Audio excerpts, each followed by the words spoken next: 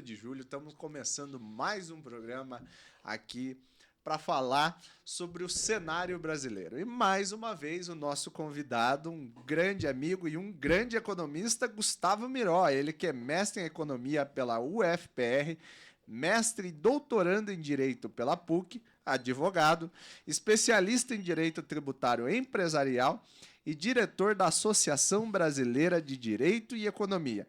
E agora, bem recentemente, é presidente, e está iniciando esse trabalho na comissão, presidente da Comissão de Análise Econômica do Direito da OAB Paraná. Obrigado, Gustavo, mais uma vez. E hoje a gente vai falar do tema polêmico da economia brasileira, que é o Trump. Mas primeiro fazer a tua inicial aí para dar um alô aos ouvintes da Rádio Paraná Oficial. Bom, boa tarde a todos. Obrigado mais uma vez pelo convite, Lu. É sempre um prazer estar aqui no programa Fala Turma, né, com meu amigo. Também agradecer ao Alexandre. Eu sempre sou muito bem recebido aqui na Rádio Paraná. Queria agradecer mais uma vez esse convite. Vamos lá, né? Nossos papos sempre são muito bons, né, sempre muito produtivos. E vamos lá falar aí de um tema que está sendo discutido aí no âmbito político e econômico, que é o tarifaço do Trump. E aí, mas para começar, eu vou fazer uma pergunta mais diferente. O que é esse tarifaço do Trump? O Trump pode fazer isso não só com o Brasil, mas com vários países do mundo? Como é que funciona essa ideia do tarifaço dele? Então, o Trump, né, se elegeu com um discurso de defender o mercado interno, defender a indústria, os empregos, que ele sempre dizia, né, já desde o primeiro mandato dele, 2017 a 2021, ele já dizia que os Estados Unidos estava perdendo empregos para a China e para outros países e tudo mais, e então ele tinha esse discurso aí de voltar à produção, né, para o mercado interno, voltar a produção para os Estados Unidos para defender os empregos e tudo mais. E as duas vezes ele conseguiu se eleger com esse discurso, né? A classe média americana principalmente apoiou esse discurso, muitos que viam, né, os seus empregos ameaçados por causa da concorrência externa, né? Os Estados Unidos começou a importar muitos produtos, principalmente vindos da China, né, que se tornou uma grande potência econômica nas últimas décadas. Então, né, uma das formas de proteger a indústria, proteger o mercado interno, os empregos e tudo mais, é tarifando tudo que vem de fora, né? Tarifando tudo que vem do exterior. Esse é um mecanismo que o Brasil também pode adotar e adota em alguns casos, né? É taxar, né? É o chamado imposto de importação ou tarifa. Ele taxa exatamente para proteger setores que são considerados estratégicos. É um imposto que, tanto aqui no Brasil quanto nos Estados Unidos, não precisa passar pelo Congresso, né? O presidente tem esse poder de elevar as tarifas e de reduzir a qualquer momento, né? Ali com as justificativas e tudo mais, tal, mas enfim, ele sempre tem, então pode ser feita por decreto, não precisa passar por todo o processo legislativo, né? Por ser um imposto de mercado. E é isso, o Trump ele está fazendo para valer, né, aquele discurso de campanha, né, tá querendo, óbvio que vem aquele vai e vem, que nós acho que vamos conversar aí no decorrer do programa, sim, mas ele quer mostrar que ele está defendendo ali o mercado interno norte-americano. Não, muito bacana essa tua explicação e vai de encontro com o que a gente sempre pensa no entorno desse tarifaço, é que a China, o Brasil, não deixa de vender para os Estados Unidos, né? Mas o que vai acontecer? Vai ter uma taxa, vai ter um imposto em cima disso organizado pelo Trump, né? Então, às vezes a gente tem a percepção, e eu vi muito isso no WhatsApp, no Facebook, enfim, nesses fóruns públicos de debate, o pessoal falando, mas se o Trump taxar o Brasil, taxar a Colômbia, taxar a China, esses países vão deixar de vender. Não funciona assim no comércio, né? Taxou, o país vai lá e corta o comércio com o país.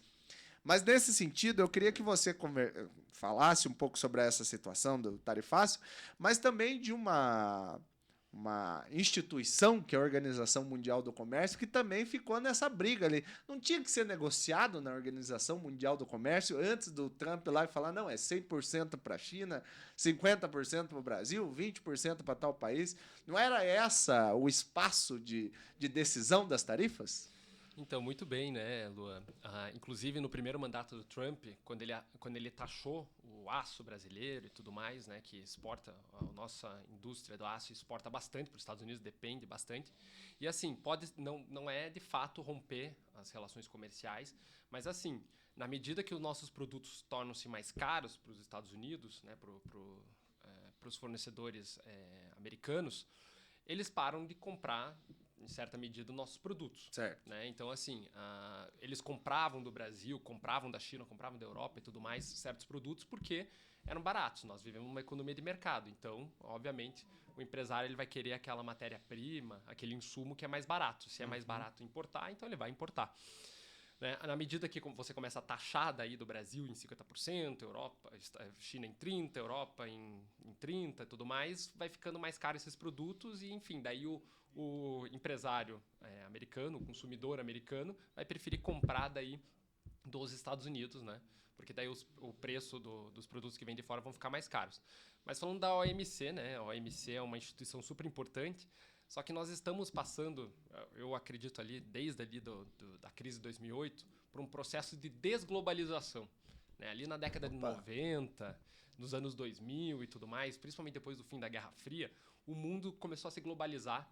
Né? As cadeias globais de valores, o livre comércio passou a ser o principal motor da economia global e tudo mais. Só que, depois da crise de 2008, os países começaram a adotar práticas protecionistas. E assim, a OMC, até a própria ONU e tudo mais, elas são instituições globais, né, que os países são aderentes, tanto os Estados Unidos, o Brasil, eles fazem parte, né, tem por tratados respeitar essas instituições, só que a gente sabe que, né, a teoria é diferente da prática. Né? A gente sabe, por exemplo, como na ONU, muitas vezes as decisões não são respeitadas, né, e tudo mais, né, principalmente pelos Estados Unidos. A gente já viu diversas vezes. E a OMC, ela deveria ter um papel mais ativo, mais importante, só que os países estão cada vez menos recorrendo a ela ou dando menos importância. No primeiro governo Trump, né, como eu estava falando, ele taxou nosso aço também, como fez agora. E o presidente da República aqui do Brasil, na época, era o Temer. Ele recorreu à OMC, teve bons resultados, tudo mais. Só que hoje eu não sei, né, o governo Lula hoje, ele disse que vai recorrer à OMC e tudo mais, né, se não conseguir chegar a um acordo tudo mais. Ele colocou 3 etapas, né, pelo menos é o que ele está dizendo no discurso dele. Que primeiro ele vai tentar negociar diretamente com o governo americano. Segundo, ele vai recorrer à OMC, né, que é uma instituição de comércio global, tudo mais, o qual os Estados Unidos também faz parte. Então, em tese, tem que respeitar as decisões da OMC. Seria mediador ali dessa situação. Exatamente, como aconteceu no passado, né, com bons resultados. E a terceira, daí, aplicar a lei da reciprocidade. Só não sei se a OMC, né, não sei se o governo americano vai querer negociar com o Brasil, porque o que ele está exigindo do Brasil tem questões comerciais, mas também tem muita questão política, ideológica. Então, não sei se até que ponto a negociação é possível. A OMC também não sei até que ponto ela consegue impor as suas decisões. E aí vamos ver se a gente vai chegar até essa terceira etapa aí que o governo diz que vai aplicar a lei da reciprocidade, se não conseguir chegar a nenhum acordo. Vamos ver. Não, perfeito. E nesse sentido, você falou assim do governo Trump 1, né, do primeiro governo Trump ali de 2017 a 2020, e para o Trump de agora. Naquela taxação que ele fez do aço, ele fez especificamente do aço. Hoje, essa taxação de 100% é para todos os produtos que vêm do Brasil? Como é que é essa proposta do Trump? Para todas, No primeiro governo dele, ele não foi tão agressivo. Eu acho que é por isso que o mercado, ano passado, o mercado financeiro, quando o Trump ganhou as eleições, ele ficou muito animado, né? De fato, comemorou, as bolsas subiram, as bolsas americanas, o dólar se fortaleceu. Só que depois, na medida que a gente foi vendo que o Trump ele está muito mais radical do que no primeiro mandato, ele, de fato, ele está voltando com um tarifaço muito maior. Exatamente como você falou, no primeiro mandato ele estava tarifando setores específicos e a China. Né? A China também foi alvo dele. Agora não, agora é Europa, agora é Brasil, agora ele está muito mais também, né? Até que em relação ao Brasil é tudo, 50% vale para tudo que vem do Brasil, mas, e por razões assim políticas e ideológicas, né? Não comerciais. Então, assim, ele tá diferente, está mais radical, né? Está fazendo valer mais o discurso dele de campanha, de proteger o mercado interno americano, os empregos lá e tudo mais. Agora, né, o que vai acontecer, né, se essas medidas vão ter efeito lá positivo, aí são outros 500. Perfeito. E você falou de uma coisa que o Trump ele vai e vem. Até eu acho que o mercado financeiro, não sei, os economistas cunharam um termo em inglês para ele desse movimento, que ele vai lá, fala, faz e no final ele não faz nada, né? O famoso garganta. Você acha que vai acontecer isso também na situação brasileira ou ele vai mudar? Porque tem um impacto político também, né? E o nosso amigo Xandão tá subindo a Exato. aposta, dobrando a aposta. Exato. Hoje, inclusive, o mercado, né, a Bolsa de Valores de São Paulo está caindo, o dólar está subindo exatamente por causa dessa operação aí do Alexandre de Moraes, do Supremo contra o Bolsonaro e tudo mais. E daí tem e por que daí todo esse movimento aqui no Brasil? Porque há medo de mais retaliação. Né? O Trump ele já tem provocado o Brasil nas últimas semanas, né? E assim, há perigo de que as negociações que estão sendo feitas, inclusive entre empresários brasileiros e americanos, porque os empresários americanos não querem também, né? Os insumos que eles importam vão ficar mais caros. Né? O nosso café vai ficar mais caro para os americanos. Quero ver como é que eles vão ficar produtivos. Olha só. Porque a gente exporta muito café para eles. Quero ver como é que eles vão ficar produtivos com sem café mais café, caro. né? Exatamente. Se aqui a gente sem café já dá um trabalho Imagina danado, lá, imagina então. lá que é workaholic. Então, assim, todas essas negociações podem emperrar por causa de questões políticas, né, ideológicas do governo norte-americano e tudo mais. Então, assim, é difícil dizer o que de fato vai acontecer, porque exatamente o Trump é um presidente muito imprevisível. É uma bomba relógio. É uma bomba relógio, né? E até agora ele voltou atrás na maioria. Eu me lembro que até na China houve umas 2 semanas ali de grande provocação, as tarifas chegaram a quase 200%, Imagina. 145%, tudo. Agora eles chegaram a um acordo de 30% e 10%. Né? O México também ele chegou a ameaçar, bateu, né, de frente com o México, a presidente lá se posicionou, conseguiu fazer um acordo interessante, agora ele voltou a ameaçar o México. Agora parece que ele está voltando a ameaçar todo mundo, né? Ele tinha feito um acordo com todo mundo, tinha dado um prazo de 90 dias e agora que o prazo está encerrando, ele está em cima. Está subindo o tom. Obviamente ele tem interesse em fazer isso porque ele quer que os países vão negociar com ele também. Sim. Né? Obviamente ele não a gente chama ele de maluco e tudo mais, mas tem as razões econômicas e políticas por trás. Ele quer que os países vão atrás exato. E assim, você pega até discursos deles antigos, mesmo antes dele se tornar político e tudo mais, ele sempre teve esse discurso de defesa dos Estados Unidos e tudo mais, do ponto de vista comercial. Então, todo esse movimento tem a ver com uma teoria de jogos, né? Sim. Eu vou taxar você para obrigar você a vir atrás de mim e procurar uma solução. É uma forma de negociar. É uma forma de eu obrigar a colocar os países na mesa, né? E assim, agora não sei se tem dado certo, né? Porque a pressão também dentro dos Estados Unidos tem sido muito grande, porque nem todos os países estão dispostos a negociar nos termos que os Estados Unidos quer, né? Ou que minimamente sejam agradáveis para eles. Então, assim, os empresários e consumidores americanos estão preocupados, né? Porque até o Banco Central deles está achando que a inflação vai aumentar com todo esse tarifaço. Mas já está gerando impacto isso internamente. Acredito que ainda não tenha dado tempo. Né? A inflação, saiu dados da inflação americana do mês passado, que acelerou um pouco e tudo mais, mas eu acho que ainda é muito cedo para dizer que essas tarifas tiveram impacto. Ele assumiu em final de janeiro, Sim. Ainda faz 6 meses, nem 6 meses que ele assumiu. Então, assim, e muitas vezes ele voltou atrás, deu mais tempo de prazo. Então, assim, essas tarifas, se realmente forem efetivadas, elas vão demorar para ter impacto. Sim. Né? Tanto aqui no Brasil quanto lá nos Estados Unidos.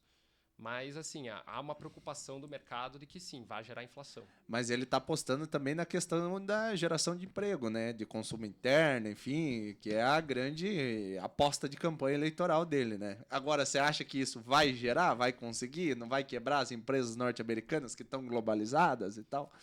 Eu acho que a médio prazo pode até gerar empregos. As empresas locais vão conseguir vender os seus produtos mais, né, com preço mais competitivo, né, do que antes. Só que a longo prazo a inflação destrói tudo, né? A longo prazo a inflação, se ele realmente taxar tudo, pensando assim do ponto de vista do desenvolvimento do país, se você taxa os produtos de fora, você reduz a concorrência. Se você reduz a concorrência, reduz a produtividade e eficiência dos produtos. Entendi. Entendeu? Então o país vai ficando para trás. O Brasil, a gente já viu isso. O Brasil ainda é um país protecionista, Mas, assim, o Brasil já foi muito mais antes da abertura econômica ali na década de 90 e a gente via, né, os carros que a gente tinha, as nossas máquinas, eram tudo atrasadas. Por quê? Porque a gente era impedido de importar, né? Ou era tão alta a taxação, né, da importação que, enfim, era mais barato para os consumidores brasileiros comprarem que feito no Brasil. Só que o que era feito no Brasil era atrasado em relação aos Sim. outros. Então, assim, quando houve até a abertura econômica aqui no Brasil, houve um aumento do desemprego, aumento da pobreza, mas a longo prazo isso depois se reverteu em maior eficiência, maior produtividade, né, maior bem-estar dos consumidores que passaram a ter acesso a bens, né, melhores, né, mais duradouros, enfim, mais eficientes. Então, acho que nos Estados Unidos pode até ter, né, quando essas tarifas, porque é importante dizer, essas tarifas ainda, né, não entraram em vigor assim 100%, né, porque ele está naquela negociação, nem sei se um dia vai entrar, a gente nem sabe se as do Brasil vão entrar, né. No Brasil tem um fator ainda político, ideológico, que, né, me deixa um pouco mais com receio, mas em relação à China ele já voltou atrás, em relação à Europa, Canadá, México, ele foi fazendo acordos, entendeu? Foi estendendo o prazo, né, por pressão também interna, sabe? E também porque ele sabe, né? Acho que é impossível ele não ver como essa taxação, né, não vai prejudicar o país, né, na questão da inflação e tudo mais. Então, talvez ele até gere empregos em setores específicos, só que daí a indústria dele vai se tornar pouco produtiva, porque não vai ter concorrência, o que incentiva o mercado a ser eficiente e tudo mais, a produzir, em querer inventar coisas novas e tudo mais, é a concorrência. Se você tira isso, aí você tem grandes prejuízos para a economia. Então, eu sou da linha do livre comércio, eu sou da linha de que tem que incentivar a concorrência e acho que essas políticas do Trump a um longo prazo são muito ruins para o país. Não, perfeito. E você falou dessa questão do livre comércio, enfim, que influencia no governo norte-americano. Até o Elon Musk, né, estava no governo, estava com um cargo no governo, né, uma secretaria, eu não lembro agora o nome, de competitividade, alguma coisa assim. Mas por que ele saiu, Gustavo? Qual que foi a grande sacada do Elon Musk deixar de ser trampista? Olha, eu nunca, logo quando eles fizeram essa parceria, eu já sabia, não vai dar certo. Era que nem, mas até pior, era que nem Sérgio Moro e Bolsonaro aqui no Brasil, eu já sabia que aquilo ia dar errado. E deu errado até antes do que eu esperava, porque não durou nem meses no governo. O Elon Musk é um cara dos negócios, ele depende de importações, ele depende do livre comércio, né? Obviamente, a empresa dele é globalizada completamente. Exatamente. Né? Óbvio que ele quer também taxação contra produtos chineses, né? Porque tem a BYD que concorre contra a Tesla, né? São empresas de carro elétrico. Mas, ao mesmo tempo, ele depende, né? Para produzir os carros elétricos e outros produtos e tudo mais, ele depende de importação de insumos de outros países. Então, na medida que ele foi taxando não só a China, mas outros países, né? América do Sul, Europa, tal. E, assim, foi também... Tem a questão política por trás, porque daí o pessoal começou a ter ódio, isso é uma coisa que eu acho que quem estuda economia deveria se atentar mais, né? Por isso que a política ela é tão importante para a economia e vice-versa. Mas o ódio que se gerou, né, ao Trump, ao Elon Musk, porque estava no governo, fez com que as vendas da Tesla caíssem na Europa, por exemplo. Caramba. Entendeu? Como retaliação, por exemplo, a gente viu também a reação forte do Canadá, porque os Estados Unidos começou a ameaçar que ia anexar o Canadá, que ia taxar, que não sei o que, tal. E os canadenses, em retaliação, o próprio povo canadense parou de comprar produtos americanos. E o perfil de quem compra carro elétrico não tinha nada a ver com o Trump, né? Exato. Então, assim, acho que falta para os economistas, por isso que sempre erram. Né? Sempre falar o que os analistas de economia sempre erram, porque é difícil analisar o comportamento humano. E o comportamento humano, ele é muito, assim, ele é impulsivo, é natureza. A gente viu aí agora o Trump taxando o Brasil e tudo mais, a popularidade do Lula, que estava em queda, agora voltou a subir. Ele estava atrás nas pesquisas, saiu ontem uma pesquisa da Quest, que agora ele já está liderando os cenários para 2026 de novo. Então, assim, a gente esquece esse fator humano que existe, né? A economia, aliás, é uma ciência social, né? Uma ciência humana. E a gente tem que atentar mais para esse comportamento das pessoas aí que vai muito além de números, da matemática, tudo. A gente tem que pensar também no que as pessoas sentem, né? Como as pessoas elas reagem, como as pessoas elas sentem as emoções e tudo mais. E com a informação globalizada, né? Hoje você tem acesso aí, todos nós, seja qualquer cidadão brasileiro, enfim, tá conectado. Hoje você tem acesso às informações na hora ali, né? Todo mundo falou hoje sobre a decisão do ministro Alexandre de Moraes de colocar a tornozeleira no Bolsonaro e fazer uma medida assim, né? Então todo mundo falou sobre isso, seja de esquerda, de direita, de centro. Hoje foi o papo dos grupos de WhatsApp, né? Eu fico imaginando como é que tava lá a central do WhatsApp no Brasil, se já tem uma movimentação no WhatsApp brasileira. Hoje foi o ápice, assim, né? E é exatamente por causa desse comportamento rápido, né? A gente tem acesso a informações rápidas e a gente já age daí na impulsividade, por exemplo, que... E o mercado reage assim também. Então, claro, porque o mercado é feito por pessoas. E as pessoas, elas reagem, né, a incentivos, desincentivos o tempo todo. Então, assim, a gente nem sabe ainda se a tarifa vai entrar em vigor, porque a tarifa supostamente só vai entrar em vigor em 1º de agosto. Né? Não chegamos lá ainda. A gente nem sabe. O dia quando ele deu um nome para isso, né? O dia da libertação, alguma coisa isso assim. foi lá atrás, né? O dia da libertação. Ele já passou o dia da libertação. Só que daí aí que tá, daí ele voltou atrás. Já não libertou quando mais. ele tinha taxado o Brasil em 10%. Ia continuar os 10%, agora ele levou para 50%. Era quanto antes? Tava 10%. Pro Brasil, especificamente. Antes, tá falando do Trump chegar? Daí dependia de produto. Produto por produto. Exato, ele produto por produto. Planificou e falou, 10% para tudo que vem do Brasil é 10%. Para tudo que vem da Europa é 30%. Para tudo que vem da China é tanto. Né? Esse foi o dia da libertação. Só que daí ele já voltou atrás, já negociou, porque alguns países foram atrás dele. Né? Um exemplo é o presidente do México. O próprio também, o governo chinês também foi atrás, negociou, porque as tarifas estavam chegando a 100%, 150%. Então houve aí uma negociação. Né? Mas, enfim, eu acho que o problema em relação ao Brasil, né, que ele aumentou agora para 50%, não é nem comercial. Por isso que eu acho que o mercado está tão agitado. A gente viu que é político, ele deixou bem claro na carta. Semana passada ele fez carta para vários países. Fez para a Coreia do Sul, elevando as tarifas para a Coreia do Sul. Para a Coreia do Sul também? Para a Coreia do Sul também. Para vários outros, ali para o Sudeste Asiático também, enfim. Para vários países lá e para o Brasil. A carta era igual praticamente para todo mundo, que vocês estão agindo de forma anticoncorrencial, que vocês estão prejudicando os produtos americanos e tudo mais, e então nós vamos agir, nós vamos elevar as tarifas para vocês.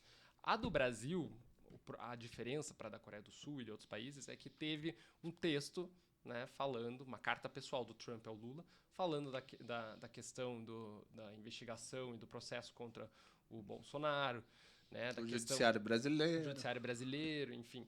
Então, assim, então houve questão muito mais política do que comercial. E por que eu digo, né? Apesar dele ter usado também justificativa comercial, eu acho que o que realmente está pegando aí, eu acho que é difícil, por isso que eu acho que é difícil negociar, é porque é uma questão política, ideológica do governo Trump. Né? Tem gente lá da própria família Bolsonaro lá conversando com assessores dele, falando, olha, a perseguição que estão fazendo ao meu pai, papapá, né? A pessoa velhinha do batom e isso e aquilo. E por causa disso, é difícil reverter, porque daí não é uma questão comercial. Até porque o Brasil tem um superávit. Aliás, os Estados Unidos têm um superávit em relação ao Brasil. Há 15 anos, né, todo ano, a gente importa muito mais dos Estados Unidos do que exporta para eles. Então, o Brasil tem déficit e os Estados Unidos têm superávit na balança comercial. Então, por isso que até no começo o Brasil não era alvo do Trump. Só que eu acho que por todas essas questões políticas, daí ele passou a ser porque ele quer fazer pressão, né, tanto para ter anistia ao Bolsonaro, talvez porque o Trump se enxergue, né? Houve mais ou menos a mesma coisa nos Estados Unidos, né, quando ele perdeu a eleição de 2020. Enfim, também um alinhamento maior também do Lula aos BRICS, à China. Né? Hoje o nosso maior parceiro comercial é a China. Também a nossa dependência dos Estados Unidos caiu bastante nos últimos anos. Né? Por exemplo, nos anos 2001, 25% das nossas exportações iam para os Estados Unidos. Caramba! Agora é só 12%. Então, acho que por todos esses motivos, alinhamento do Brasil, o Brasil também está ganhando protagonismo, né? A presidente dos BRICS é a Dilma, né? E ela tem falado bastante em uma criação de uma moeda alternativa ao dólar. Tudo isso, acho que acirrou os ânimos e o Trump falou, não, basta, estão perseguindo meu aliado, estão perseguindo quem defende os mesmos ideais que eu, né? Discurso dele. O Brasil está se alinhando muito a quem me quer ver, né, prejudicado, aos BRICS, né? Então, né, vamos aplicar uma tarifa maior a eles. Agora, né, como é que a gente vai negociar a nossa soberania, né? Primeiro que a carta foi feita ao Lula, né, e assim, o processo é do STF. Né? O processo foi, enfim, ajuizado pela Procuradoria-Geral, o STF que está julgando e tudo mais. O Lula não tem nada a ver. Né? O Lula nem tem como acabar com o processo. Mesmo que o Lula quisesse dar anistia para todo mundo, o STF já tem entendimento que a anistia presidencial ela não é irrestrita, ela não pode ser ampla. Então, assim, mesmo que o Lula quisesse fazer uma anistia, né, para agradar o Trump, então vamos negociar que eu vou dar anistia para todo mundo. Ele não ia dar certo, entendeu? Então, eu acho que o Trump teria que negociar mais com o STF, só que são questões assim, não tem como a gente abrir mão, né? Como é que a gente vai abrir mão da nossa soberania e tudo mais? Eu acho que vai além de questões comerciais. Esse é o maior problema. E como é que vai negociar com o Xandão também, né? O Xandão aí já subiu o tom. Numa semana tava falando em taxação, agora já colocou até tornozeleira no presidente Bolsonaro. Manteve muitas... O negócio da tornozeleira e a busca e apreensão que ele fez na casa do Bolsonaro... assim, politicamente teve um impacto muito grande no mercado financeiro também, né? Como é que foi esse impacto do mercado financeiro brasileiro ali na hora que sai a decisão do Xandão dizendo às 6 da manhã? Imagine, eu fico, como é que fala? Na lista de negócios, os caras que ficam lá na bolsa, não sei se ainda os caras gritando o tempo inteiro lá na bolsa, mas gritaram bastante hoje, né? Não, o pessoal é como eu falei, né? O mercado é feito por pessoas. As pessoas, elas respondem muito rápido, né? Elas têm medo. De fato, as tarifas nem entraram, nem nada. A gente não sabe o que vai acontecer. Porque o Trump é muito imprevisível. Mas já se imagina, se as razões dele ter taxado o Brasil são políticas, né, ele até coloca na carta e tem mencionado lá na rede social dele... Trump Social. Trump Social, alguma coisa assim também, não sei direito. Trump Social. Mas ele tem lá a rede social dele. Se tudo isso é por razão política, a tarifa contra o Brasil, se agora o STF, né, fez essa operação contra o Bolsonaro, colocou tornozeleira, está proibindo ele utilizar redes sociais. Agora, assim, a gente não sabe como é que o Trump vai reagir. Porque se foi o motivo, entendeu? Por isso que o mercado ficou tão agitado hoje, o dólar voltou a subir, a bolsa está caindo. Tudo isso é porque é especulação, né? A gente acha com impulsividade. A gente nem sabe o que vai acontecer. Talvez daqui uma semana o Lula e o Trump estejam apertando as mãos. Sentado e negociando. Exatamente. Né? Talvez as tarifas sejam adiadas, né? Para dar mais tempo para negociar, né? Como ele fez com outros países.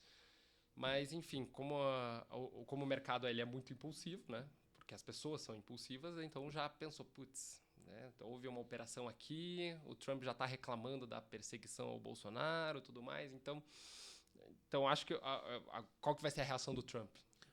Mas deve ter também a pressão do próprio empresariado norte-americano em cima do presidente, em cima do secretário de comércio, dizendo, olha, se continuar nesse tipo de... É porque eu acho, minha visão, e daí eu falo enquanto político, né, que tudo isso foi negociado no backstage, para a política.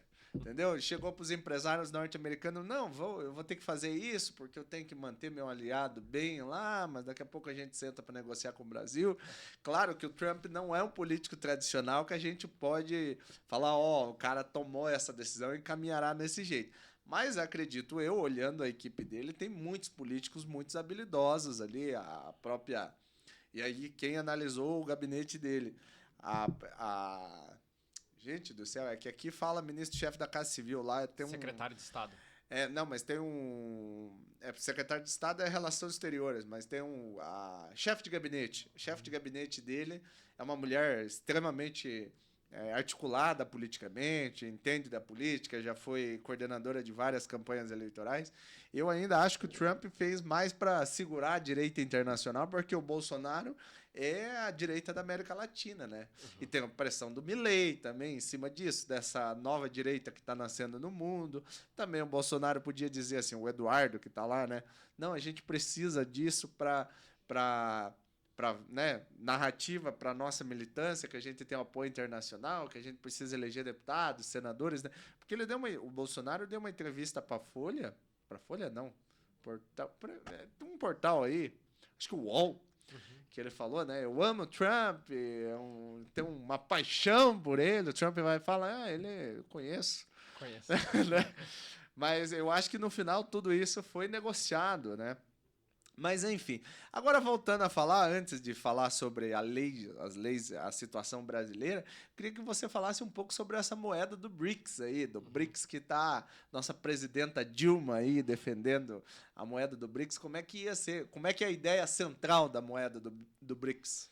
Então, Luan, ainda estão em discussão, né? Tá prematuro. Está prematuro ainda. Na última reunião dos BRICS, inclusive, eles concordaram em reunir os presidentes do Banco Central e ministros da Fazenda, da Economia, para discutir essa moeda. Ninguém sabe se eles vão criar uma moeda nova, né? Ou se vão intensificar. Eu acho que esse é o mais viável, intensificar o comércio com as próprias moedas. Porque hoje o comércio internacional é praticamente feito todo em dólar. Né? Se a gente vai, por exemplo, inclusive, né, se a gente vai comprar algo da Argentina, né, carne da Argentina e tudo mais, comprar o trigo deles, isso e aquilo, é tudo em dólar, mesmo eles estando no Mercosul. Né? Tem um sistema de pagamentos, que é o sistema SWIFT, que é americano, então é tudo feito em dólar. Obviamente, agora a China já está também criando novos mecanismos, porque a China é o maior parceiro comercial hoje de vários países, né? Hoje ela já tomou o espaço de maior parceiro comercial do mundo, né? Da maior parte grande dos países comerciante mundial.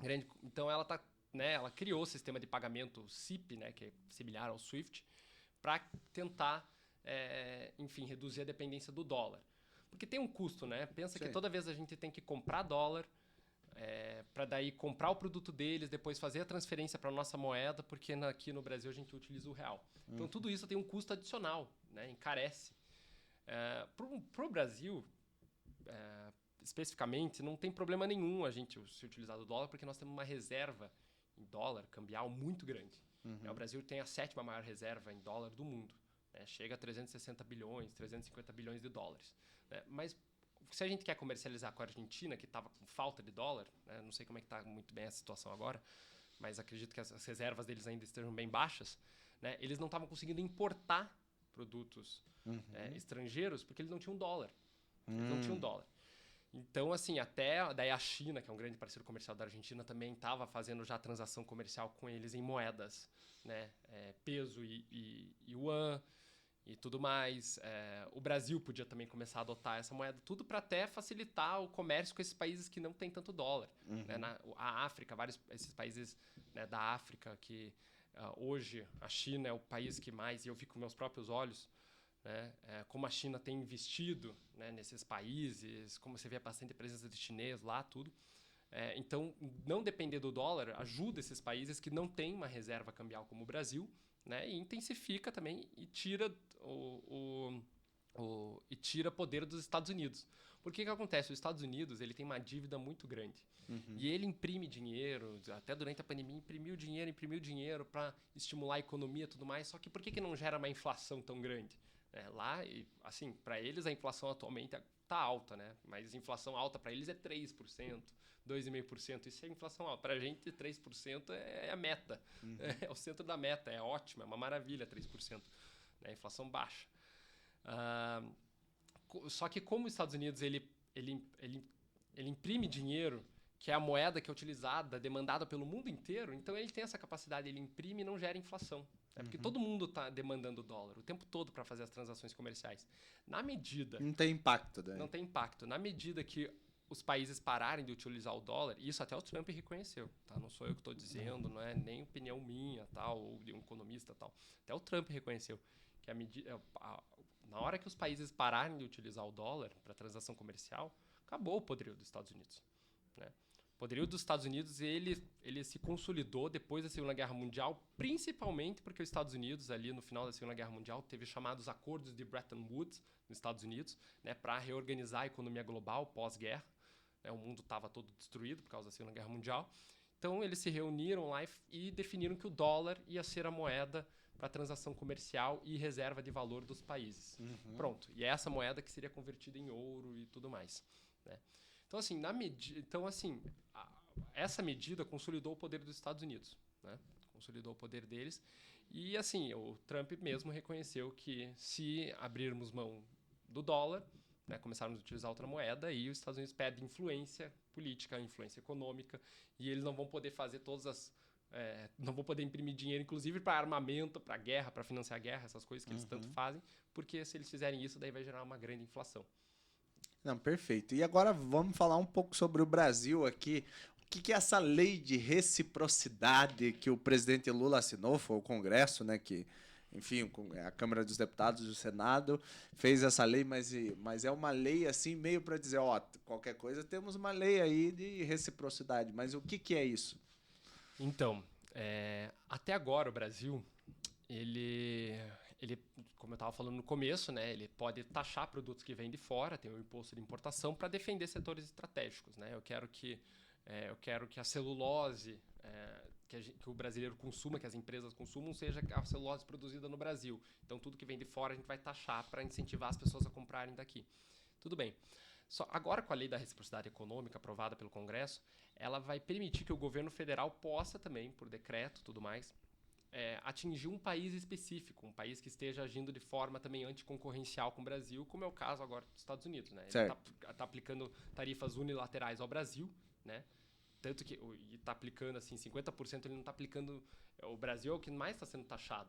Por isso que eu falo que é difícil a negociação, porque é política, uma questão mais política do que comercial, porque do ponto de vista comercial não tem muitos motivos, né? Do ponto político tem. E assim, então, como é unilateral para o Brasil, né, destinado ao Brasil essa taxação, agora com essa lei da reciprocidade, o Brasil vai poder, né, taxar especificamente, ou, enfim, impor tarifas alfandegárias ou não alfandegárias a produtos americanos, especificamente. Né? Porque, como eu falei, entendi. até agora é tudo de forma horizontal. Vou taxar a celulose de todo mundo, da celulose que vem da Argentina, dos Estados Unidos, da China. Exato. Entendi. Vou taxar em 20%. As comprinhas lá da Shein. A gente falou de taxinha da Shein, mas não é porque não era, foi só porque ficou conhecida porque a maioria dessas comprinhas online vem da Shein, da Shopee e tudo mais. Só que não é específico para a China ou para aqueles países asiáticos. É para todo mundo. Qualquer comprinha internacional, a gente vai pagar 20% de imposto de importação. Né? Então, até $50. Então, isso agora com a lei da reciprocidade, ele vai poder direcionar tarifas exatamente para um país ou outro, né, que o Brasil entender que está prejudicando. E eles deram poder nisso, o Congresso deu poder ao presidente da República, independente de quem seja, de poder agir assim também de forma rápida. Agora, o seguinte, né, eu acho que o Brasil tem que tentar negociar, né, mesmo eu falando que é difícil, porque do ponto de vista político a gente também não pode abrir mão da nossa soberania, né, mesmo que o Lula quisesse anistiar isso, aquilo, como eu falei, não teria como. Né, uma questão é processo judicial, não tem como intervir, né? Graças a Deus, né, o presidente da República não pode intervir em processos judiciais, aí sim a gente seria uma ditadura. Mas tem questões que o Brasil ele pode reduzir antes de adotar a lei da reciprocidade econômica, porque vai afetar o Brasil também. É a última cartada. É a última cartada e, olha, eu não sei se tem que ser adotada não, porque é bom ter esse instrumento, né? Mas assim, os Estados Unidos, infelizmente, é um grande parceiro comercial do Brasil. Ele já está afetando, porque como é que vai escalar? Né? Se a gente taxar eles não vão querer taxar mais a gente, daí vai afetar muito nós exportadores. E a gente importa muito dos Estados Unidos. Como eu falei, nossa balança comercial é favorável a eles. A gente importa muito. Importa máquinas, importa adubo, fertilizante, importa combustível. Tudo isso, imagine, se ficar mais caro, porque se o Brasil retaliar os Estados Unidos, também vai gerar mais inflação para a gente. Né? Porque olha como o combustível ele impacta toda a cadeia produtiva. Adubo, fertilizante, é tão importante para o agronegócio. Então, eu acho que é a última cartada mesmo a ser adotada. Né? E mesmo assim tem que ser feita com cautela, pensando em que produtos. Né? Mas o Brasil tem espaço para negociar do ponto de vista comercial. Eu acho que essa tarifa aí de 50% não tem sentido nenhum, é meramente política, né? Digo e repito várias vezes. Né? Até porque tem até países comunistas, Venezuela, China, que não vão ser tão taxados quanto o Brasil. Né? Então é muito mais político do que qualquer outra coisa. Mas tem, por exemplo, a gente pode reduzir as tarifas sobre insumos plásticos que a gente cobra dos Estados Unidos. A gente pode reduzir a tarifa sobre etanol. A gente pode resolver também aquela questão do PIX, que eu não sei se você ficou sabendo, isso é interessante ver, que o Trump mencionou na cartinha dele a questão que o PIX era um problema pro... Mas por que era um problema do Por quê? Trump?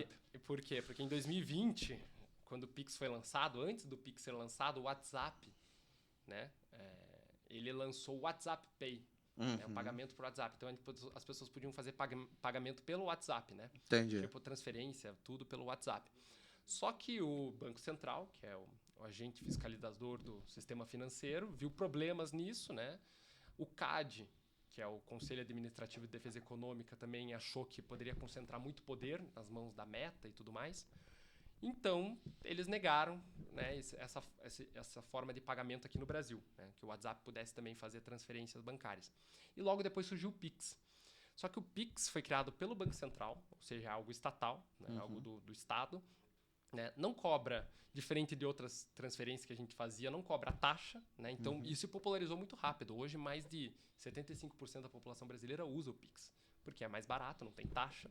Né, é rápido, cai na conta de forma instantânea, né, não tem toda aquela demora que antigamente tinha.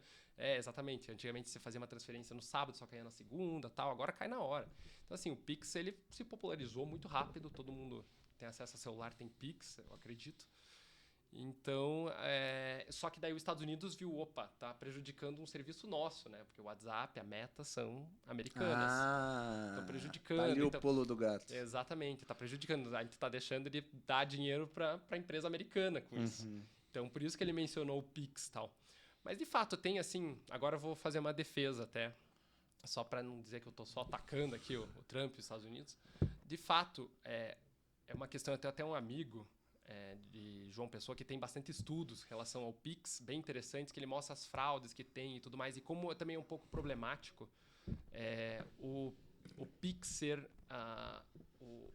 ser controlado pelo Banco Central, né, que também é a instituição responsável por fiscalizar todo o sistema financeiro. Então, ele fiscaliza, né, e controla o Pix, né? Então, pareceu ali, né, o que pelo menos o Trump tem alegado, que foi uma prática anticoncorrencial. Antes do Pix ser lançado, em novembro de 2020, né, quando ele estava ali em estágios finais de teste, o Banco Central também proibiu o WhatsApp Pay. Então, meio que uma prática anticoncorrencial ali que, enfim, eu acho... Depois o WhatsApp Pay acabou sendo liberado, né, depois que entrou o Pix, só que o Pix já tinha se popularizado. Em 2021, assim, popularizou muito rápido. E daí liberaram o pagamento via WhatsApp. Daí até eu estava vendo uma notícia assim que o WhatsApp até desistiu de fazer essa forma de pagamento aqui no Brasil porque não estava dando certo. Não tinha como competir, né? Não tinha como competir. Então, assim, do ponto de vista de concorrência, de fato é um problema. Certo. Né? Porque não tem como concorrer contra o Pix, que é do Estado, fiscalizado pelo próprio Estado. Então, assim, então essas coisas a gente pode negociar. Eu acho que essas coisas têm abertura. Eu acho que até quer. O Trump, né? Ninguém sabe o que passa na cabeça dele. Às vezes eu acho que ele é louco demais, às vezes louco pra bom, às vezes eu acho que é louco pra ruim, bom do tipo, né? Ele sabe o que tá fazendo e tudo mais, ele é ousado mesmo. Às vezes eu acho, maquiavélico. Às vezes eu acho que ele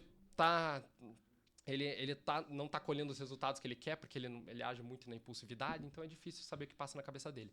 Mas essas questões comerciais, assim, o Brasil ainda continua um país muito protecionista. A gente pode reduzir, né, algumas tarifas que afetam produtos americanos, como eu falei, etanol, insumos plásticos, essa questão também de tecnologia americana, que sofre muitos problemas. Agora, o que não dá para negociar, daí, saindo do ponto de vista econômico, é questão de processos judiciais. Isso o Poder Judiciário, graças a Deus, é independente. Né? Ele vai agir como, né, respeitando as leis que são do Brasil. Né? Nós temos leis, nós temos uma Constituição. Então, ele também não está criando regras. Ele está interpretando, sempre pensando nos interesses da nossa legislação. E isso não tem como negociar. E eu tenho uma visão que o Trump também é um grande comunicador, né? Um excelente comunicador. Pelo seu histórico, enfim, antes de ser empresário, ele também teve seus programas de televisão e tal. E eu, às vezes, acho que ele cria esses bodes na sala. Porque, assim, daí eu não sou economista, etc. Mas, para mim, essa questão do Bolsonaro é meio que um bode na sala, assim, ó. Ah, tô fazendo isso por causa do Bolsonaro. Mas vai ter que negociar o Pix, vai ter que negociar a redução da taxação, vai ter que negociar tal tarifa, mas é por causa do Bolsonaro, beleza? Então, às vezes, eu sinto que ele cria esses bodes na sala para você ficar olhando para o Bolsonaro e as outras coisas que realmente ele quer negociar, ele não precisar ficar dando explicação. Né? Eu concordo com você, porque eu acho que, assim, bem como ele falou antes de ontem, acho, ele conhece o Bolsonaro. Ele pode gostar, mas não é aquele amor. A gente via até na época que o Bolsonaro era presidente. O negócio do Canadá, ele falou que ia anexar o Canadá, mas no final tinha outras coisas por trás. Não. A Groenlândia, a mesma coisa. Exato, não, óbvio. Ele quer colocar os países na mesa para negociar. E como eu falei, eu achei interessante essa carta do Trump. Também ele menciona 25 de março em São Paulo, que é um lugar onde tem muitos produtos piratas. O Brasil, de fato, e isso também, mais uma defesa. O Brasil, ele de fato, ele é incapaz e ineficiente no combate a produtos piratas. Olha só. Questão de propriedade intelectual. Você vai na Alemanha, você pode ser estrangeiro, você baixou no teu celular uma música, né, pirata, assim, que não tenha sido de um aplicativo oficial, tudo, você, assim, no dia seguinte chega uma carta da polícia, não sei o quê, da autoridade competente, te multando e isso e aquilo, eles são muito rígidos. Direitos autorais são bem rígidos. Direitos autorais, tudo. E, assim, aqui no Brasil a gente falha certo. Em proteger direitos autorais, né, em proteger... em proteger o negócio legal, né, o legal que paga impostos, e por isso que a gente tem tanta coisa pirata por aí. Né? Mas o Pix não veio para solucionar essa questão aí? Até falam muito, o Pix veio para saber como é que andam as movimentações financeiras. Essa não foi a ideia central do Pix? Mas ainda não é eficaz mas melhorou. Tem a transferência, não sei se melhorou, eu não vi dados com relação a isso, então não posso dizer, mas assim, tem as transferências, mas é difícil também ver do que eles querem fazer isso, né? Eu me lembro que ano passado houve até uma grande discussão lembra que falaram que ia taxar o Pix? Na verdade, o governo, o Ministério da Fazenda só queria fiscalizar.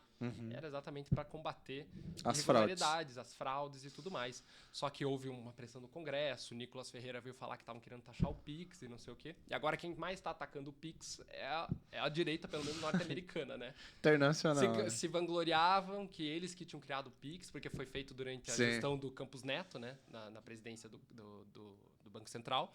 E agora estão falando, não, porque é anticoncorrencial, que não sei o quê, porque não tem como competir contra o Pix, porque não tem taxa, é do Estado controlando, enfim, o Estado vai favorecer ele mesmo, enfim, então...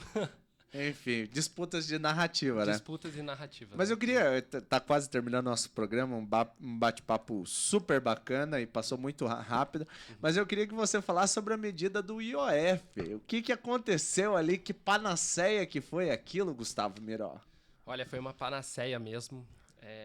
Eu, assim, começando lá do início, né? Quando o governo ele viu, a cada 2 meses o Ministério da Fazenda e o Ministério do Planejamento, eles fazem um relatório ali de despesas e receitas que eles têm, que eles tiveram nos últimos 2 meses. Na medida que as despesas estão crescendo muito, né, e as receitas não estão crescendo tanto, né, para compensar as despesas, eles fazem contingenciamento e bloqueios, enfim, de despesas e tudo mais, né, para chegar à meta fiscal. Que vai tentando arrumar a sala, né? Exatamente. Você deixa de pagar uma coisa aqui, vou ter que atrasar ali e tal, para arrumar a casa. Porque quando veio essa nova regra fiscal... Nossa, tô muito direitoso agora com esse negócio. Tem que arrumar a economia como se fosse equilíbrio fiscal. A sua casa tá e certo, tal. Tá certo. Tem uma meta fiscal, querendo certo. Não gosta, tem uma meta que é zerar o déficit. A gente, então, tem que arrecadar, né, o que a gente está gastando. Né? Excluindo os juros da dívida, a gente tem que... Tudo que o governo está gastando, ele tem que compensar com impostos, com dividendos estatais, isso e aquilo. Vamos supor, para ser mais simples na fala, né? Eu ganho R$1.000 por mês, né? Vamos supor que o orçamento brasileiro é R$1.000. Só que eu gasto 1.300. a tese da arrecadação é que eu consiga arrecadar esses 300 para chegar, ganho 1.300 e pago os 1.300. É mais ou menos isso? Exatamente. E assim, a cada 2 meses eles fazem esse encontro e mostram um relatório de receitas e despesas para mostrar se eles estão conseguindo caminhar até o fim do ano nesse 0 a 0, né? Na mesma quantidade de receita e despesas que eles precisam atingir. Hoje está deficitário. Hoje eu gasto mais do que arrecado. Exatamente. Né? Só que como está lá inclusive na lei orçamentária anual, que esse ano a gente tem que ter um déficit zero, então eles têm que chegar ao final do ano com déficit zero. Né? Senão eles vão ter descumprido a regra fiscal. Vai ter que aumentar a arrecadação. Ou reduzir as despesas. Vai ter que cortar. Ou cortar as despesas. Só que daí aí começa tudo. A gente precisava de vários episódios só para falar disso. Porque assim, o governo ele tenta cortar, por exemplo, os super salários, ele tenta cortar daí os tem subsídios, lobby. Daí tem lobby, né? Porque a gente tem 800 bilhões de reais em subsídios. Muitos vão também para pequenos agricultores, eu acho que daí é necessário, mas muitos também vão para desoneração da folha de pagamento, PERS, enfim, tem vários programas aí que não precisam. Explicando assim, subsídio é, por exemplo, vamos pegar... Abrir mão de receita. Isso, vamos pegar o exemplo de Carambeí. Tem uma empresa lá que é da Ambev, eles fizeram 20 anos do município de Carambeí e essa empresa não vai pagar imposto para o município, porque, enfim, está gerando ali emprego no município de Carambeí. Mas é 20 anos sem a Prefeitura Municipal de Carambeí fiscal. Receber um centavo dessa empresa. E esse é o problema, porque quando você dá o osso, ninguém mais quer largar, né? Então, assim, 20 anos eu duvido. Porque é o papo da Ford, quando né? vai chegar quando chegar ali no fim dos 20 anos, aposto que a empresa vai comentar. Não, então desculpa, Mira, mas tem tempo ainda? Mais então 2 horas. Opa, então vamos poder falar sobre o IOF, então... já voltamos para o IOF, para terminar essa questão do déficit. Então tá. Então, até vou pular, vou falar bem rápido. A questão é que a gente está querendo chegar no déficit zero e, assim, o governo ele não tá conseguindo cortar despesas onde ele gostaria, né? Que é nesses subsídios para aumentar a arrecadação ou nos super salários dos servidores públicos. Como ele não consegue fazer, ele fala, bom... Né? E, assim, por outro lado, daí a oposição quer que ele corte gastos sociais e o governo Lula... tem um histórico com os gastos sociais. É a pauta, né? É a pauta dele, ele não vai cortar, não vai fazer isso. Então, assim, e eu acho que até tem um ponto... Ele foi eleito para isso. Sim. Então, ele foi eleito, né, com essa bandeira, então acho que ele tem que cumprir e tem que cortar. E ele sempre falava, colocar o rico no imposto de renda, ou seja, reduzindo subsídios, colocando ele no IR também, e o pobre no orçamento. Essa é a bandeira dele. Então, acho que ele está certo, ele foi eleito para isso. Só que o que acontece? O Congresso não quer fazer essas reduções que ele quer de gastos, né, e aumento de receita, e quer que ele corte em outros programas sociais e tudo mais que o governo fala que não vai cortar. Daí ele veio com essa medida do IOF para aumentar a arrecadação. Só que ninguém mais aguenta pagar imposto. IOF, nossa, principalmente, assim, imposto sobre transações financeiras, né? Daí tem aquela disputa de narrativas, alguns falam que só afeta os ricos, que vão comprar dólar, moeda estrangeiro, tal, que vão mandar também dinheiro para fora, que daí outros falam não, que todo mundo é afetado, enfim, não vou entrar no mérito, mas a questão é que realmente a carga tributária está muito alta, eu acho que do Brasil, com pouco retorno, isso é fato, a gente paga muito imposto para ter pouco retorno, e daí o Congresso se manifestou, não, a gente não quer pagar mais IOF. Só que daí agora o STF disse que o IOF é um imposto de mercado que cabe ao presidente, né, decidir se vai elevar ou não. É um né? imposto regulatório que você fala. Exatamente, é um imposto regulatório de mercado. Para regular a mão ali do mercado. Exato. Na verdade, não deveria nem ter função arrecadatória, apesar do governo arrecadar bastante. Esses impostos de mercado, por exemplo, imposto de importação, de exportação, não serve para o governo arrecadar dinheiro. Sim. Ele faz isso para ter outros objetivos econômicos, como defender empregos. Vou tributar o etanol que vem dos Estados Unidos para proteger a indústria de etanol aqui do Brasil. É para proteger os empregos aqui, não é com intenção de arrecadar. O IOF também tem essa intenção, pelo menos deveria ter. Não para arrecadar, mas para, enfim, né, gerar outros incentivos econômicos. Mas pense o seguinte, vamos pensar como o ministro Haddad aqui, já para puxar uma bola pro teu assado, que eu sei que você gosta dele. Eu não posso cortar benefício social. Se cortar benefício social, cai a popularidade, a pauta do presidente Lula. Eu não posso cortar subsídio fiscal. Não posso cortar super salário. Para onde eu vou recorrer? Imposto regulatório. Exato. Né? Não tem para onde correr. Tá aqui, a mesa do governo federal é essa. Se não tem para onde correr, eu vou para a terceira opção. Acredito eu que foi essa discussão do Ministério da Fazenda e do Planejamento. Né? Não pode cortar benefício social. O presidente Lula não deixa. Não pode retirar incentivo fiscal e não pode cortar super salário. Também, com esse vespeiro, não pode mexer.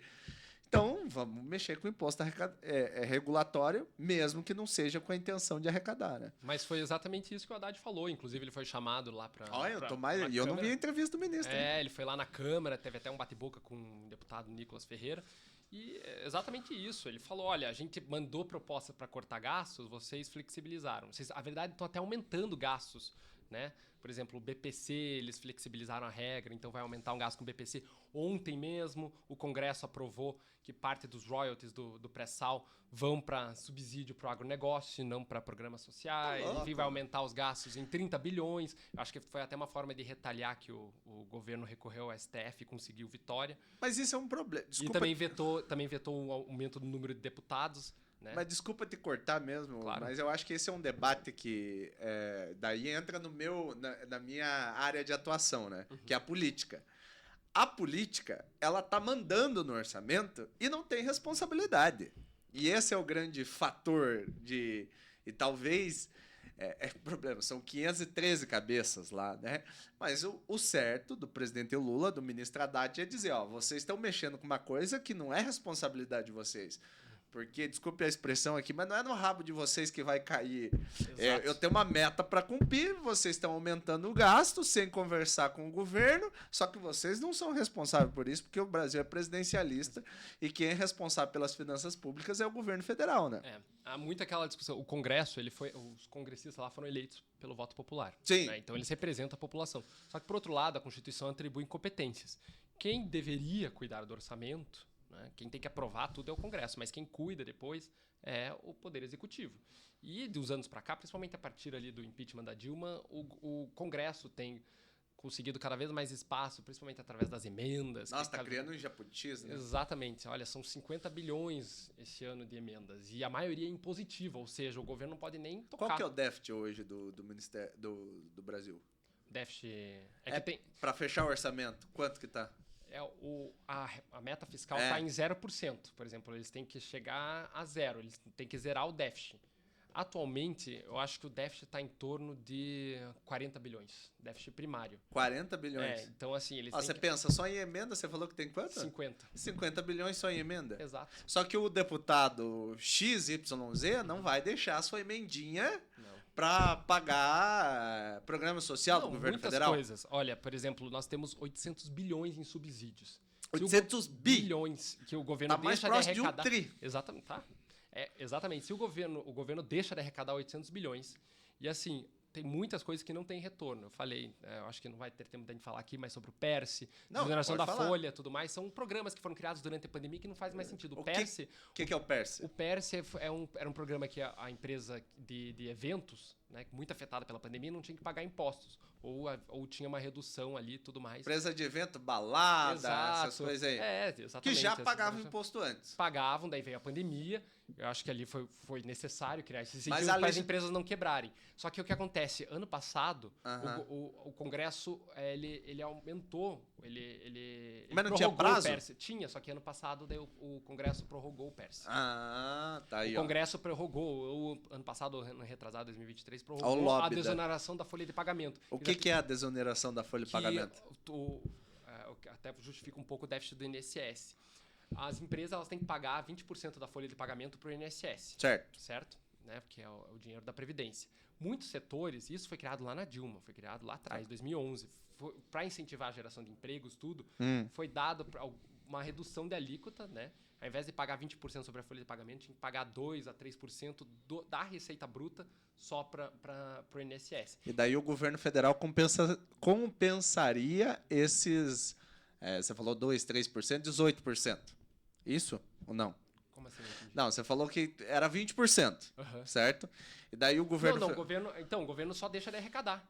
O governo está deixando, principalmente o INSS, está deixando de arrecadar. Mas daí vai aumentar o déficit do mas é o que... do Ministério da Previdência, sim, né? é o que está acontecendo, o INSS. Vai quebrar uma hora. Exatamente. A gente tem outros fatores também, questão de idade, as pessoas estão tendo menos filhos, isso e aquilo, mas também o INSS está abrindo mão de muita receita, né? Porque o governo criou essa desoneração da folha de pagamento. Foi criado por um governo petista, pela Dilma. Só que aconteceu, daí veio o Temer, prorrogou... Mas gerou emprego? O Bolsonaro... Não, aí que tá. O IPEA, né, que é o Instituto de Pesquisa Econômica Aplicada, ele já tem estudos que mostram que bem os setores que foram desonerados, que não tinham que pagar tanto, né, para a Previdência e tudo mais, foram beneficiados por essa desoneração, não geraram mais emprego do que outros setores certo. que continuaram tendo que pagar os 20% sobre a folha de pagamento. Então, o que aconteceu? Até também tem estudos que mostram que essas empresas, também, ao invés também de gerar empregos e tudo mais, elas só aumentaram o lucro delas. Essas empresas, ao invés de reinvestir na produção e aumentar o número de trabalhadores, porque eu estou pagando menos imposto, o que o governo pensou na época? Ele vai pagar menos imposto, mas isso vai reverter em mais emprego, mais investimento. E quais setores foram? Foram vários.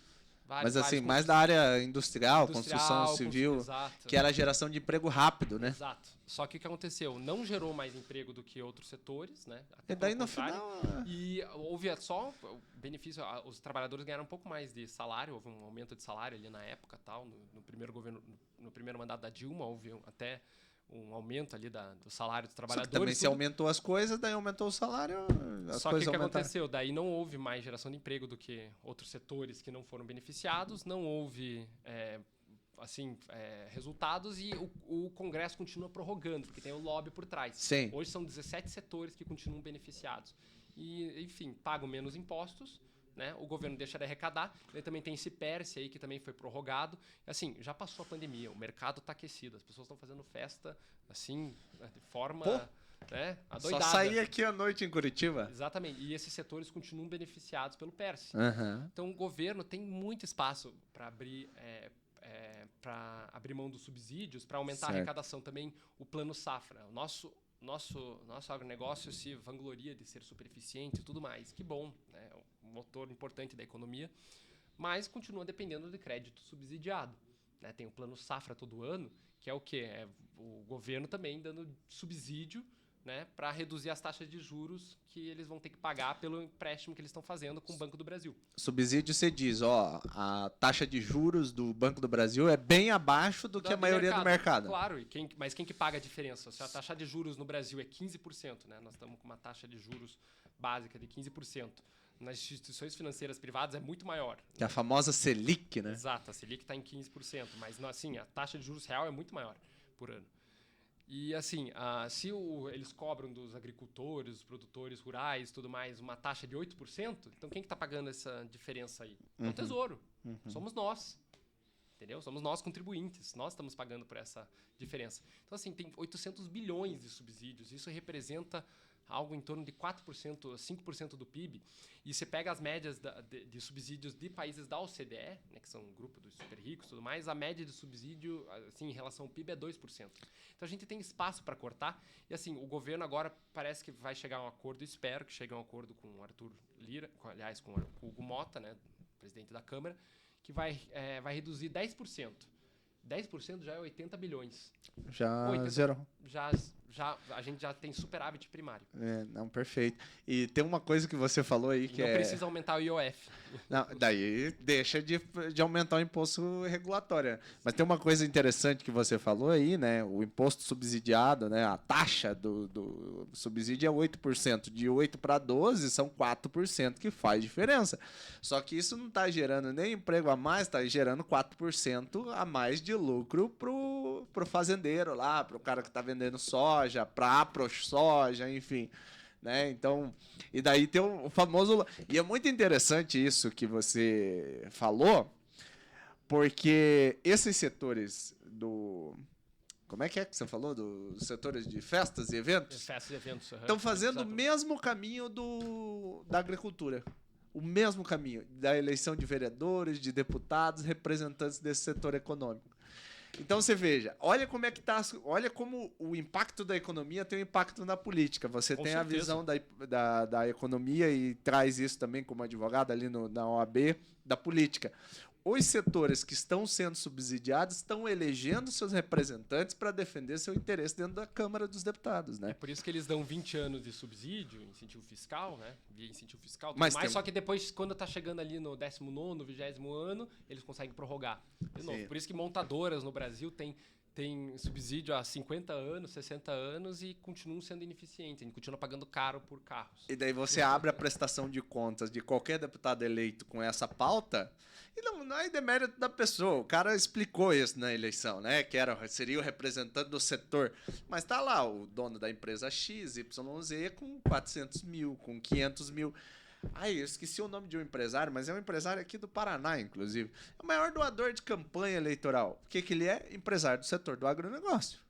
Né? Não está nas bancas dos jornais, etc. Não está... E é engraçado, eu acho que é um debate muito bacana sobre isso. O Mato Grosso, hoje, tem um governador e um vice-governador que são empresários da soja. Então, assim, O ministro da da Agricultura, é um empresário da soja, inclusive paranaense, Carlos Fávaro. Então, você veja, olha o quanto que esse setor está introjetado dentro da política e o cidadão, daí é uma questão de disputa eleitoral, né? Mas o cara está eleito e está representando seus interesses dentro da Câmara, E né? o problema, Luan, não é o Estado beneficiar alguns setores que precisam de ajuda, pequenos agricultores, por exemplo, e tudo mais. Só O que eu problema é tenho- o Estado ter que ficar ajudando, gastando dinheiro público do Tesouro, aumentando o déficit, né? Deixando de arrecadar ou até gastando diretamente com esses setores. E assim, só porque tem força política. Certo. Entendeu? Daí esses daí continuam lucrando horrores, porque não tem que pagar tanto impostos, né? E tem um retorno real para a economia? Sim.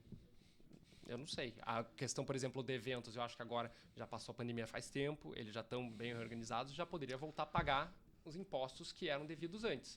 Né? Desoneração da folha. Tem vários estudos mostrando que não ajudou na geração de empregos, que foi o motivo da Dilma ter criado a desoneração lá atrás. Certo. Se não ajudou a gerar emprego, então por que a gente mantém? Tem que acabar. Questão do plano safra, está cada ano crescendo. E o Lula, eu acho que até para tentar conquistar um pouco do agro, está mostrando, olha como nosso plano safra é maior que o do Bolsonaro. Olha, é maior, olha aqui, ó, até é uma disputa de tamanho, até fica um pouco... Sexual, né? Fica um pouco suspeito aí. Freud fala sobre isso.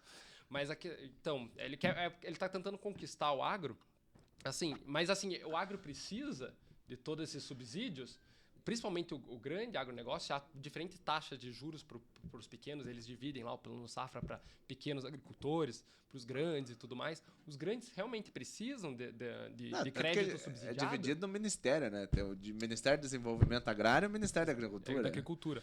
Então, assim, eu acho que tem muito espaço para cortar subsídios, né? O Brasil dá muito e tem cada vez aumentado mais. Por exemplo, em 2023 eram 600 bilhões de subsídios. Agora está a 800 bilhões. Daqui a pouco vai chegar a R$1 trilhão de Imagine, subsídio. o orçamento brasileiro é quanto? Deve ser uns 4 tri. Não sei agora exatamente. De 4 a 5 trilhões. Não sei quanto que é. Quanto que prevê de receita, você Da, quer dizer? da última vez Não que eu vi, sei, tem que dar uma olhada. há muito tempo atrás, ainda na época da presidente Dilma, era 3 trilhões Mas de você reais. pega, por exemplo, o que eu sei é o seguinte, 800 bi de subsídio, né? O Imagine. governo, Bolsa Família, 150 bi. BPC, 115 bi. Até as emendas parlamentares, 50 bi. Entendeu? Então, assim, olha a diferença, né? O quantos subsídios ele tem participação no orçamento. Né? Ele é mais de 4 vezes, ele é 4 vezes mais para mais do que o Bolsa Família, que todo mundo critica, quer dizer, alguns setores da economia criticam Bolsa Família e tudo mais, só que representa só 150 bi. É que foi a fala do rei do ovo lá, né? O cara fez uma fala criticando Exatamente. a questão do Bolsa Família, mas está completamente subsidiado. Se É, tirar depende, o subsídio ele hoje... depende, pessoalmente, o setor dele depende de subsídios do governo. Então, por que não começa, o ajuste fiscal não começa com eles? Entendeu? Tem setor, como eu repito, os subsídios são importantes, mas a porcentagem que eles têm sobre o PIB do Brasil, que é em torno de 4%, é muito alto comparado até com outros países. Então, a gente tem espaço para reduzir, tem que reduzir, até para reduzir o lobby. O lobby político, ele não é positivo para a economia. O Estado deveria priorizar setores que realmente precisam de ajuda e que vão multiplicar esse dinheiro. Não setores que só vão lucrar com todos esses benefícios. Mas olha que interessante uma coisa que você falou aqui. Ó. Se você pegar todos os deputados do Paraná, todos vão defender o agro. Todos. Ninguém vai falar, não, eu sou contra o agro paranaense, né? Mas se você pegar hoje lá, né, nas votações que você vê aí, a votação do PL do desmatamento, cara, dá para contar nos dedos os deputados do Paraná que votaram contra o PL do desmatamento, né? Então, você veja, tem representantes do agro, tanto que tem uma frente parlamentar do agro que tem uma força absurda. O Pedro Lupion, que é presidente da frente, está todo dia na CNN falando sobre questão de exoneração, plano safra, não sei o quê, defesa dos agricultores brasileiros, não sei o quê e tal. Então, eles têm uma capacidade de mobilização política muito grande. Que, inclusive, se você pensar do ponto de vista político, se nós, né, estamos num governo de esquerda que combatemos esses setores privilegiados, tinha que tirar esses subsídios e até mudaria o cenário político eleitoral. Porque o empresário, né, porque hoje a agricultura não é mais... Às vezes a pessoa tem a percepção da agricultura rudimentar, né? O agricultor lá... Os caras são empresários. A Cátia Abreu é empresária. O Pelupion é empresário. Claro. Né? Ele não é mais aquela coisinha da agricultura de 1950, né? Mudou completamente. Enfim... Mas se você pensar, se fosse um governo de esquerda, cortar esse subsídio seria a forma para mudar o cenário político eleitoral, não é? Mas é o que o Lula tem dito e ele foi eleito para isso. Volto a dizer. Colocar o pobre no orçamento e o rico no imposto de renda. Eu acho super viável, né? A não ser que tem um congresso, né? A não ser que tenha um congresso, como é o nosso caso, que é contra. Mas, assim... o Brasil, de fato, ele, por exemplo, tem muitas distorções na questão da tributação sobre renda e patrimônio, né? Por exemplo, a nossa principal... problema, né? Aí que tá. A gente dá muito incentivo fiscal, não cobra imposto disso, não cobra imposto sobre dividendos, tudo isso beneficia quem tem mais dinheiro. Tanto que, assim, o imposto de renda em qualquer país tem que ser, né? Ele vai aumentando conforme a renda. A alíquota cobrada, por exemplo, aqui no Brasil chega até 22,5%. Certo. Quanto mais a pessoa ganha, maior a alíquota que ela tem que pagar. Mas o teto é 22,5%. 22,5%. Só que acontece, quem, por exemplo, depende de dividendos e tudo mais, ou aplica, né, em letras de crédito, né, imobiliário, do agronegócio, tudo mais, não paga imposto de renda sobre isso, ganha milhões, ganha um monte de dinheiro, tudo mais, não paga imposto de renda sobre isso, né? Enfim, então o que a gente vê é que os mais ricos no Brasil acabam não pagando tanto imposto de renda sobre patrimônio também. Até porque o imposto de herança é baixo e tudo mais, né? Vários, por exemplo, automóveis não, mas, por exemplo, jato, barcos, né, iate, se a pessoa tem iate, ela não paga IPVA, quem tem um carro comum paga. Então, assim, tem distorções. Quem está arcando com a carga tributária do Brasil, que é alta e tem pouco retorno. Acho que a gente tem que reconhecer isso. É alta e tem pouco retorno, né, comparado com o que a gente paga. A nossa carga tributária está em 34% do PIB. Isso é parâmetros de países assim, super ricos, mas que prestam serviços públicos de extrema qualidade. Certo. Então, assim, só que quem está pagando pela máquina pública é a classe média. Os pobres, de fato, são isentos. Os ricos conseguem fazer, né, o que a gente chama de elisão fiscal, né, consegue fazer planejamento tributário, isso e aquilo, consegue fugir dos impostos. Famoso cambalacho. Então, quem está pagando é a classe média. Por isso que a classe média fica revoltada também com os governos de esquerda e tudo. Mas agora eu estou vendo que, assim, o Lula, essa questão do IOF foi negativa para o governo. Só que depois o governo está conseguindo mostrar que, assim, olha, a gente só está aumentando o IOF porque a gente tentou cortar gastos de outros lugares e não deixaram.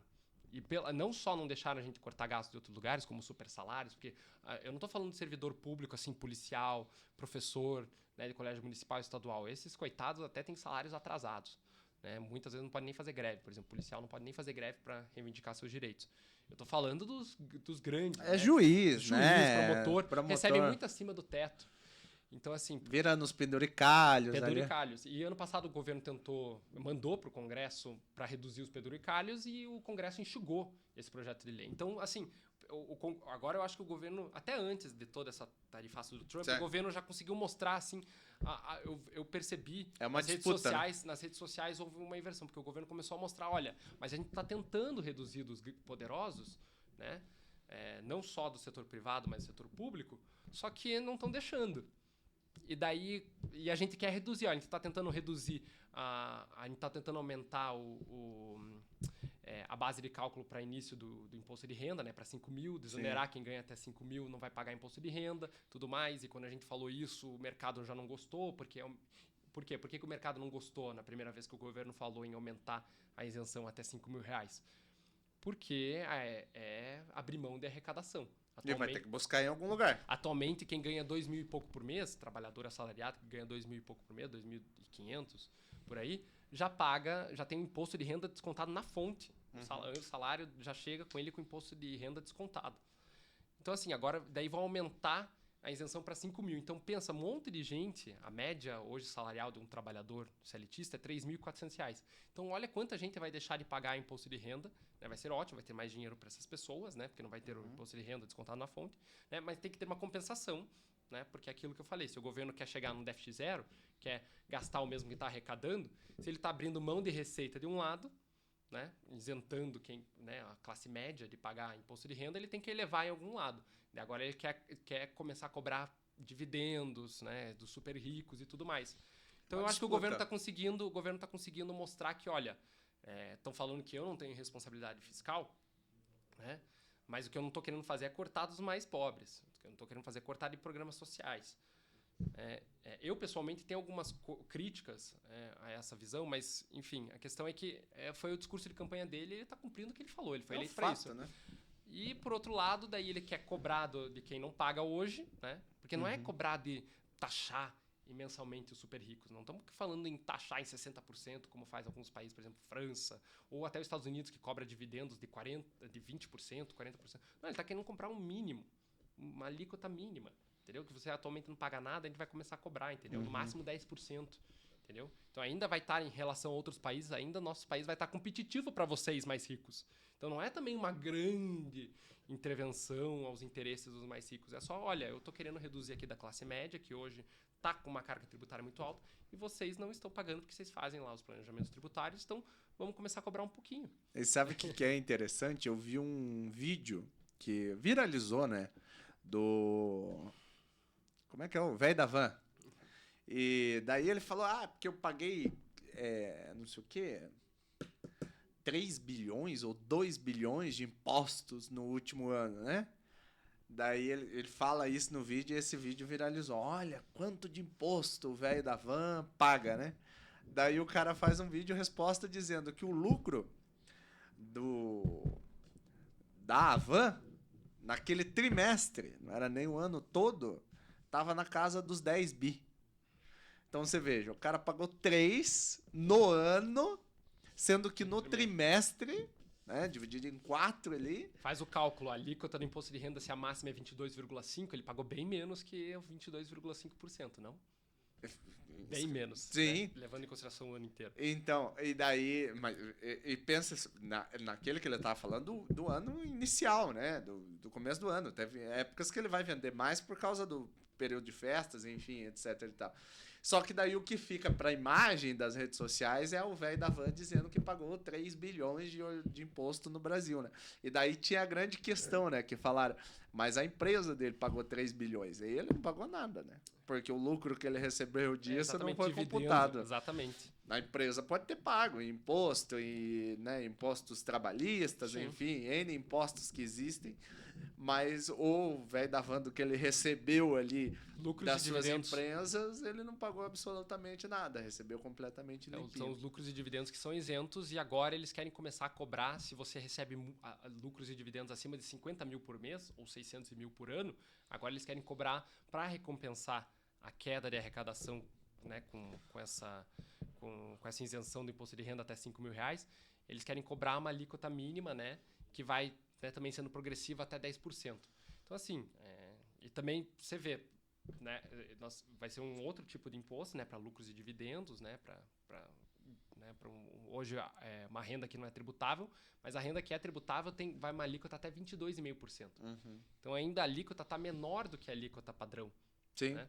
Por exemplo, de um assalariado. E não ou de um pensionista do INSS. Se você é um pensionista do INSS, ganha lá, enfim, 8 mil por mês, tal, de qualquer forma, você paga assim, quase um quarto do teu dinheiro vai pro Estado. Né? De novo, porque É o que você recebeu, tá devolvendo. Exatamente, é o imposto cobrado. É descontado na fonte, a pessoa nem vê esse dinheiro. Né, perfeito.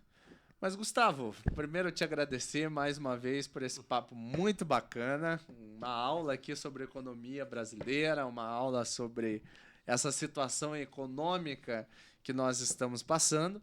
Agradecer você mais uma vez e deixar os microfones da Rádio Paraná Oficial, enfim, o portal, tudo para você falar sobre a situação da economia brasileira. Obrigado, Lu. É sempre um prazer. Pode me convidar sempre que quiser. Agradecer também ao Alexandre por todo aí o apoio na Rádio Paraná.